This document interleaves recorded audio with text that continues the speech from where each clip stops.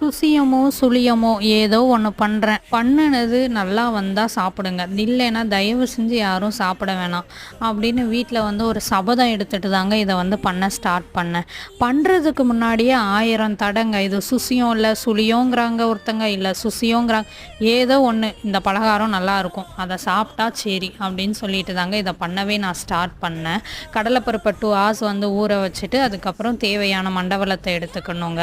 ஊறின கடலைப்பருப்ப 4 whistle வச்சு இறக்கிறணுங்க. அது ஆறுனதுக்கு அப்புறமா மிக்சியில போட்டு அதை அடிச்சு எடுத்துக்கணும். அதுக்கப்புறம் மண்டவெல்லமும் நம்ம ரெடி பண்ணி வச்சுக்கணுங்க. அதையும் அதுக்கப்புறம் ஏலக்காவையும் வந்து மிக்சியில போட்டு அடிச்சு எடுத்துட்டோம் அப்படின்னா நமக்கு வந்து உள்ள வைக்கிற ஸ்டஃபிங்ஸ் வந்து ரெடி ஆயிருங்க. மேலே கோட்டிங்காக வந்து நம்ம மாவு வந்து ப்ரிப்பேர் பண்ணணுங்க. அதை ப்ரிப்பேர் பண்ணுறதுக்குள்ள நான் பட்ட பாடு இருக்கேன். அம்மா 1000 மாவை தூக்கி அந்த மைதாக்குள்ளே போட சொல்லி ப்ரிப்பேர் பண்ண வச்சுட்டாங்கங்க. எப்படியோ end of the day taste வந்து சூப்பராக வந்திருந்ததுங்க. நீங்களும் இந்த மாதிரி செஞ்சுருக்கீங்களான்னு சொல்லுங்கள். பிடிச்சிருந்தா சப்ஸ்கிரைப்